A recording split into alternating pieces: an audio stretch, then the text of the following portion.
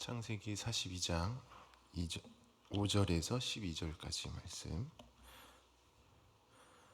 한 목소리로 다 같이 읽겠습니다. 이스라엘의 아들들이 양식 사러 간 자 중에 있으니 가나안 땅에 기근이 있음이라. 때에 요셉이 나라의 통리로서 그 땅 모든 백성에게 곡식을 팔더니 요셉의 형들이 와서 그 앞에서 땅에 엎드려 절하매 요셉이 보고 형들인 줄을 아나 모르는 채 하고 엄한 소리로 그들에게 말하여 이르되 너희가 어디서 왔느냐? 그들이 이르되 곡물을 사려고 가나안에서 왔나이다. 요셉은 그의 형들을 알아보았으나 그들은 요셉을 알아보지 못하더라.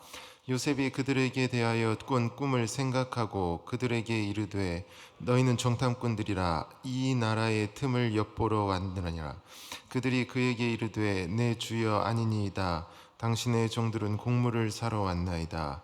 우리는 다 한 사람의 아들로서 확실한 자들이니 당신들의 종들은 정탐꾼이 아니니이다. 요셉이 그들에게 이르되 아니라 너희가 이 나라의 틈을 엿보러 왔느니라. 아멘. 창세기에서 강조되는 이 요셉의 능력은 해몽입니다. 항상 꿈의 그 진짜 의미를 찾아내는 것이죠. 감옥에서도 술관원장과 떡관원장의 꿈을 풀어내고요. 또 왕궁에서도 바로의 꿈까지 풀어냅니다. 이게 창세기에 언급된 이 요셉의 선지자적 능력이라고 할 수가 있습니다. 그러니까 다른 사람은 꿈을 풀어내지 못하는 거죠. 꿈을 꾼 당사자도 풀지 못하고 애굽의 현인이나 점술가들도 그 꿈의 의미를 풀어내지 못합니다. 심지어 성경을 읽는 우리조차 그 꿈의 진짜 의미를 발견하지 못하죠. 오로지 요셉만이 꿈을 풀 수가 있다는 겁니다. 요셉이 꿈을 풀어낼 유일한 해몽가로 등장한다는 거죠. 요셉의 이야기에서 항상 그렇다라는 겁니다.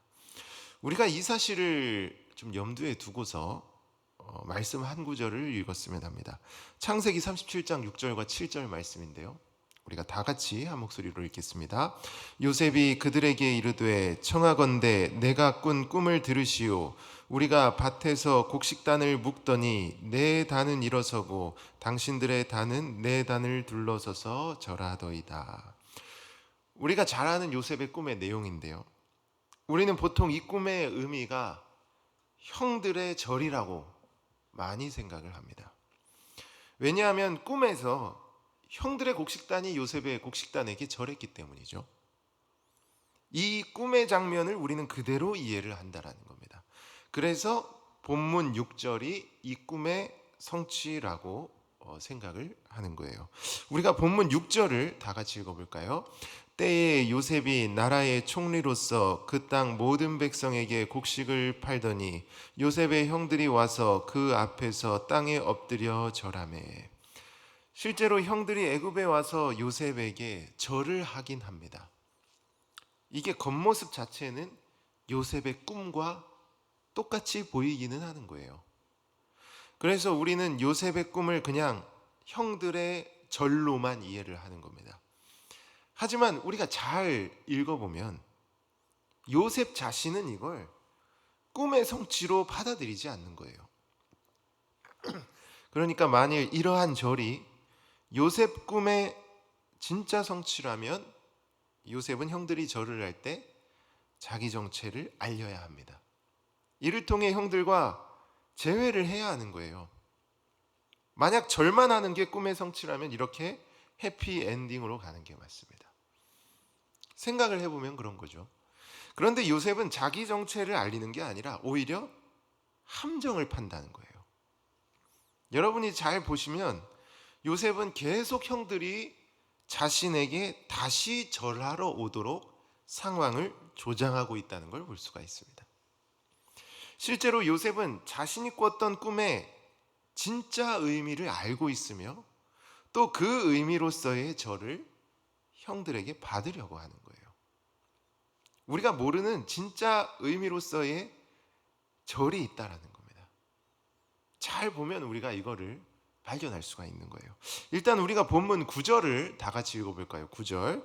요셉이 그들에게 대하여 꾼 꿈을 생각하고 그들에게 이르되 너희는 정탐꾼들이라 이 나라의 틈을 엿보려고 왔느니라. 지금 9절에 요셉이 자신이 꿨던 꿈을 생각합니다. 그 다음 형들에게 함정을 파는 거예요. 그러니까 요셉이 판 함정이 요셉이 꾼 꿈과 관련이 있는 겁니다. 쉽게 말해 꿈이 말하는 어떤 특정한 절을 형들에게서 받으려고 하는 거예요. 그래서 그 절을 받으려고 함정을 파서 다시 절하러 오도록 만들고 있다는 겁니다. 아무튼 우리가 방금 구절을 일단 좀 나눠보면 요셉이 형들에게 정탐꾼이라는 누명을 씌우죠. 그래서 형들이 자신들은 간첩이 아니라고 계속 요셉에게 해명을 하는 겁니다. 그런데 요셉이 형들의 말을 듣지 않아요. 그래서 요셉과 형들이 계속 옥신각신 하다가 결국 요셉이 한 가지 제안을 하는 겁니다. 이 제안이 19절과 20절 말씀입니다. 우리가 한번 다 같이 읽어볼까요? 너희가 확실한 자들이면 너희 형제 중 한 사람만 그 옥에 갇히게 하고 너희는 곡식을 가지고 가서 너희 집안의 굶주림을 구하고 너희 막내 아우를 내게로 데려오고 하라. 그러면 너희 말이 진실함이 되고 너희가 죽지 아니하리라 하니 그들이 그대로 하니라. 쉽게 말해 한 사람만 인질로 잡히고 나머지는 막내를 집에서 데려오라는 거예요. 막내는 지금 애굽에 오지 않았습니다. 막내는 아버지 집에 있죠. 그래서 형들은 요셉의 이 말을 듣고 시므온만을 애굽에 인질로 놔둔 다음 막내를 집에서 애굽으로 데려오는 거예요. 그러니까 형들은 애굽에서 집에 갔다가 다시 애굽으로 내려온 거죠. 그래서 요셉을 다시 만나고 그에게 또다시 엎드려서 절하는 겁니다. 그러니까 형들은 이런 식으로 요셉의 함정 때문에 왔다 갔다를 반복하며 총 몇 번을 요셉에게 절하냐면 총 3번을 요셉에게 절하는 겁니다. 여러분들이 잘 읽어보시면 이 내용을 확인할 수가 있는 거예요. 그런데 형들이 요셉에게 절할 때마다 잘 보면 그 절에는 각기 의미가 있는 겁니다. 그러니까 요셉이 형들에게 바라는 하나의 절이 있는 거죠. 쉽게 말해 형들이 어떤 의미, 어떤 목적으로 절하느냐, 그걸 형들에게서 주의 깊게 보고 있는 거예요. 실제로 형들의 총 3번에 걸친 절에는 각기 다른 의미와 목적이 있습니다. 먼저 형들의 첫 번째 절이 가진 목적이 뭘까요? 형들이 제일 처음 와서 뭐 때문에 요셉에게 절했을까요? 형들의 첫 번째 절은 오로지 식량이 목적입니다. 밥 달라고 요셉에게 절한 거예요. 밥 외에는 다른 목적이 없습니다. 그런데 첫 번째 절에서 요셉이 자신의 정체를 공개하지 않는 거예요. 왜냐하면 첫 번째 절이 그가 꾼 꿈의 참된 성취가 아니기 때문입니다. 그래서 요셉이 시몬을 인질로 잡고 막내를 데려오도록 계략을 쓰는 거예요. 이로 인해 형들은 시므온을 구하려고 막내를 집에서 데려옵니다. 그러면서 요셉에게 두 번째 절을 하는 거예요. 우리가 이 두 번째 절 부분을 말씀으로 좀 읽었으면 하는데요. 창세기 43장 26절 말씀 우리가 다 같이 읽겠습니다. 요셉이 집으로 오매 그들이 집으로 들어가서 예물을 그에게 드리고 땅에 엎드려 절하니. 두 번째 절의 모습을 잘 보면 여기에 특징이 있습니다. 뭐냐면 예물을 드리고 엎드려 절하는 거예요. 쉽게 말해 예물로 요셉의 마음을 사려고 하는 겁니다. 오늘날로 치면 매수를 하는 거죠. 그러니까 예물을 주면서 우리 좀 예쁘게 봐주세요. 이렇게 아부를 하는 겁니다. 이게 두 번째 절의 목적이자 의미라는 거예요. 그런데 요셉은 이러한 두 번째 절도 받아주지 않습니다. 요셉은 여기서도 자신의 정체를 밝히지 않아요. 오히려 또 형들에게 함정을 팝니다. 막내 가방, 베냐민 가방에 몰래 은잔을 넣죠. 그 다음 조금 뒤에 병사를 보내서 가방을 수색하고 막내를 절도 현행범으로 그 자리에서 검거합니다. 그래서 형들이 병사들에게 붙잡혀서 또 끌려오는 거예요. 그러면서 또 다시 요셉을 만나고 그에게 세 번째 절을 하는 겁니다. 이때 형들 중 유다가 요셉에게 아주 긴 연설을 하는 거예요. 우리가 지금 읽기에는 내용이 많지만 이 연설의 핵심은 마지막 32절과 33절입니다. 우리가 한번 읽어볼까요? 44장 32절 33절 다 같이 읽겠습니다. 주의 종이 내 아버지에게 아이를 담보하기를 내가 이를 아버지께로 데리고 돌아오지 아니하면 영영이 아버지께 죄짐을 지리이다 하였사오니 이제 주의 종으로 그 아이를 대신하여 머물러 있어 내 주의 종이 되게 하시고 그 아이는 그의 형제들과 함께 울려 보내소서. 이 연설의 핵심은 막내 대신 나를 노예로 삼으라 입니다. 물론 이게 요셉에 대한 죄의 고백은 아니에요. 요셉을 노예로 팔았던 과거 이야기까지 언급하지는 않습니다. 하지만 유다는 과거 요셉을 노예로 팔았으나 현재 그는 이복 동생 베냐민을 노예로 내버리지 않는 거예요. 오히려 자신이 노예가 되기를 자처하는 겁니다. 그러니까 동생을 노예로 파는 비슷한 상황에서 형들은 과거와 정반대의 모습을 보여주는 거예요. 이를 통해 과거 요셉에게 범한 죄를 뉘우쳤을 뿐 아니라 이젠 같은 죄를 범하지 않겠다는 의지를 형들이 보여주고 있는 겁니다. 그래서 형들의 지금 세 번째 절은 결국 요셉에 대한 사죄와 회개의 의미를 가지고 있는 거예요. 물론 애굽의 총리가 요셉인 줄 모르니까 직접 용서를 구한 것은 아니죠. 하지만 형들의 지금 태도가 과거의 죄를 후회하고 뉘우쳤음을 충분하게 보여주고 있는 겁니다. 따라서 요셉은 이러한 형들의 세 번째 절, 곧 사죄와 회개의 절을 받은 뒤에 자신의 정체를 밝히는 거예요. 그리고 형들을 위로하며 그들을 품고 그들과 진정으로 하나 되는 모습을 말씀에서 보여주고 있는 겁니다. 여러분, 그러므로 오늘 말씀이 좀 복잡하게 보일 수 있었지만 결국 핵심이 뭐냐면 요셉이 꿨던 꿈의 그 진정한 의미, 그 꿈이 말하는 형들의 진정한 절이란 바로 형들의 사죄와 회개에 있다라는 겁니다. 실제로 사죄와 회개의 절이 하나님께서 주신 그 꿈의 진정한 성취라는 거예요. 오직 사죄와 회개의 절을 통해서만 형들은 요셉을 진정으로 만날 수 있는 겁니다. 앞서 봤듯이 밥 달라고 하는 식량의 절이나 예물로 요셉을 매수하는 매수의 절로는 요셉을 참나게 만날 수 없는 거예요. 요셉은 이렇게 절하는 형들을 제대로 만나주지 않습니다. 계속 형들을 쫓아내는 거예요. 다시 형들이 절하러 오게 만드는 겁니다. 결국 그러한 절로는 요셉과 형들의 참된 재회를 이룰 수 없는 거예요. 오직 형들과 요셉을 참되게 이어줄 단 하나의 절이란 사죄와 회개입니다.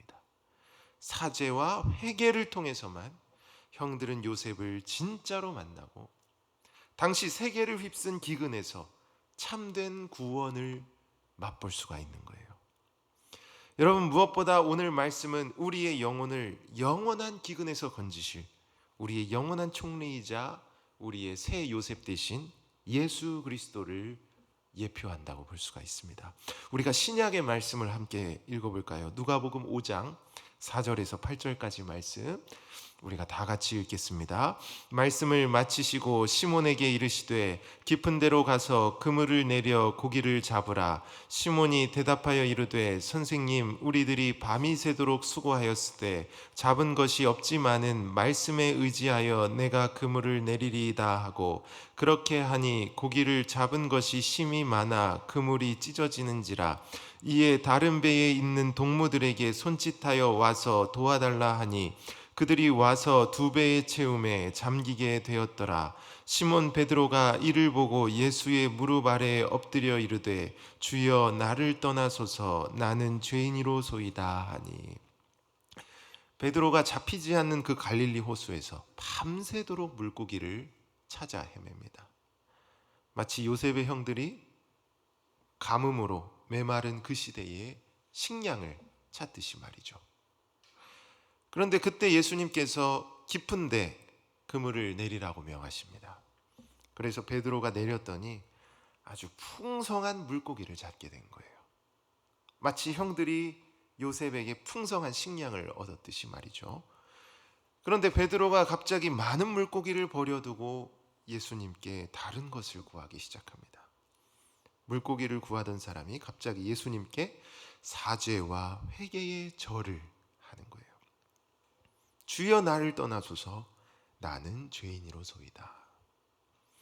결국 요셉이 형들에게 원했던 단 하나의 절, 또한 예수께서 베드로에게 원하신 참된 절이란 밥 달라고 머리 숙이는 절이 아니라는 거죠.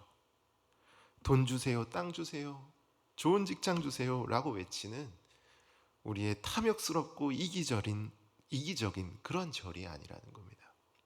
이런 절로는 예수님을 참되게 만날 수 없는 거예요. 예수님과 진정한 하나됨을 누릴 수가 없는 겁니다. 여러분, 사실 우리도 요셉의 형들과 다를 바 없는 죄인임을 먼저 기억할 필요가 있습니다. 우리도 우리의 형제이신 예수님을 십자가의 노예로 판 자들이라는 거예요. 예수님이 그 몸에 채찍을 맞으시고 옆구리에 창이 찔리시고 두 손에 못이 박히신 이유는 모두 우리의 죄악 때문입니다. 우리의 죄로 인해 우리 예수님이 이러한 고초와 고난을 받으신 거예요. 우리는 예수님 앞에 두말할 것 없이 우리 모두가 피의자이며 우리 모두가 범죄자입니다. 우리는 주님 앞에 부끄러운 죄인일 뿐이라는 거예요. 그런데 이러한 우리가 주님께 우리의 탐욕을 채워달라고 구하거나 우리의 노력과 열심으로 예수님을 매수하려 한다면 과연 예수님께서 우리를 진정으로 받아주실지를 우리가 진지하게 돌아볼 수 있어야 한다는 겁니다.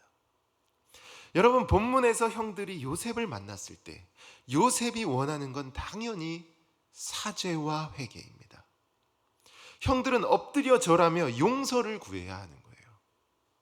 이건 누가 봐도 당연한 처사입니다.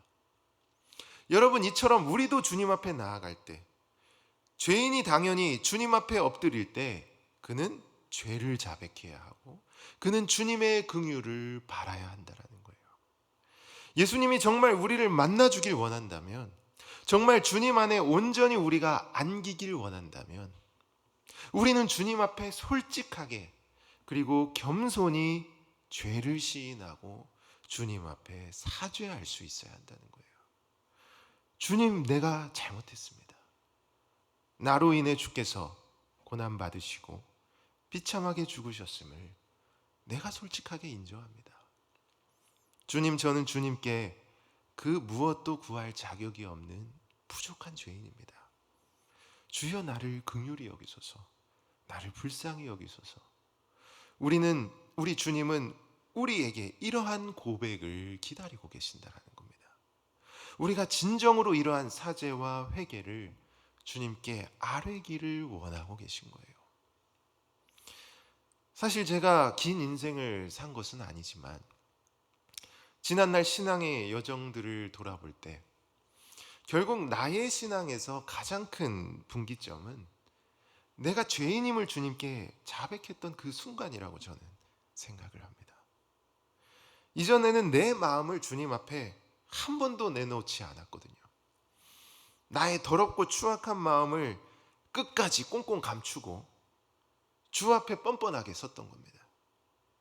내가 기도를 열심히 했고 교회를 이렇게 섬겼으니 주님께서 내게 이걸 해줘야 되고 교회도 이렇게 잘 돼야 한다. 저는 이렇게 오랫동안 그런 생각을 가지고 있었습니다. 그게 원래 이전의 내 모습이었어요. 그런데 어느 순간 삶의 어려움과 환란이 찾아왔고 제가 주님 앞에 감췄던 내 마음을 모두 드러냈던 그런 순간이 있습니다.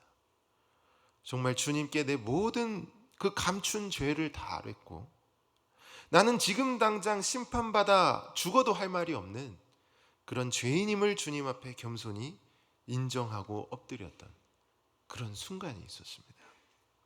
그런데 돌이켜보면 정말 그 이후로 주께서 내 삶을 인도하셨고 나를 지키셨고 돌보셨음을 이제는 비로소 깨닫게 되는 거예요. 사실 저는 예수님의 품 안에 들어가는 게 나의 노력과 나의 능력과 나의 지혜로 파고드는 거라고 생각을 했어요. 맨날 말은 성령의 능력, 성령의 지혜, 툭하면 앞에다가 성령을 붙여서 성령께서 주시는 힘과 지혜로 주님을 뒤따라야 하고 주님의 품에 내 힘으로 뛰어들어야 한다라고 저는 생각을 했습니다. 그래서 주님께 맨날 힘이나 능력이나 지혜를 구했고 열심히 섬겨서 나의 노력과 섬김으로 어떻게 보면 주님을 매수하려 했던 것이죠. 저도 한때 그랬던 경험이 있습니다. 그런데 돌이켜보면 주님의 품에 들어가는 게 그렇게 복잡하고 어려운 일이 아닌 거예요. 주님을 따르는 게 실상 그렇게 정신없이 뒤쫓는 게 아닌 겁니다. 실상은 너무나 단순하고 분명한 거였어요. 뭐냐면 그냥 주님 앞에 나의 마음을 솔직하게 내려놓으면 되는 거예요. 내가 죄인임을 인정하고 주님 앞에 철저히 겸비하며 엎드리면 되는 겁니다. 주님의 긍휼을 구하면 되는 거예요. 그러면 주님께서 우리를 그냥 안아주시는 겁니다. 그냥 주님의 품 안에 자연스럽게 들어가게 되는 거예요. 주님을 따르는 것도 정신없이 뒤따라가는 게 아니라 그냥 주님의 손을 잡고 이끄시는 대로 가면 되는 겁니다. 쉽게 말해 우리는 주님 앞에 죄인임을 시인하고 그분의 긍휼을 구하며 엎드리면 된다는 거예요. 그러면 주께서 우리를 받아주시고 우리의 앞날을 선한 길로 인도해 주시는 겁니다. 여러분, 그러므로 우리는 주님 앞에 죄인이라는 사실을 정말 깊이 자각해야 하고 그분의 긍휼을 구할 수 있어야 합니다. 교회 역사에서 주일 예배를 할 때 언제나 첫 기도는 사죄의 기도입니다. 우리 교회도 주일 예배의 첫 기도를 사죄로 시작을 하죠. 우리 선조들은 하나님의 백성이 주 앞에 나아갈 때 제일 먼저 죄를 고백해야 함을 분명하게 알고 있었습니다. 죄인임을 시인하는 게 가장 먼저라는 거예요. 내가 주님 앞에 설 자격이 없고 정말 지금 죽어도 할 말이 없는 죄인임을 깊이 자각하고 고백해야 한다는 겁니다. 그러면 그때 주님께서 우리의 손을 잡아주시고 우리를 일으켜주시고 안아주시며 우리를 선한 길로 인도해 주시는 겁니다. 여러분, 우리 주님은 이 땅에 의인을 부르러 오시지 않았습니다. 죄인을 부르러 이 땅에 오셨죠. 우리가 죄인임을 인정하며 주님께 진정으로 엎드려 절한다면 우리 주님은 결단코 우리를 외면하지 않으실 겁니다. 오히려 요셉처럼 우리를 눈물로 안아주고 위로하시며 우리를 참되게 만나주실 것입니다. 여러분들이 이 사실을 기억하시고 요셉의 형들같이 사죄와 회개의 절로 우리의 새 요셉 되신 예수님을 참되게 만나고 그분과 동행하며 살아가는 복된 여러분 모두가 되시기를 이 시간 간절히 소망합니다. 말씀을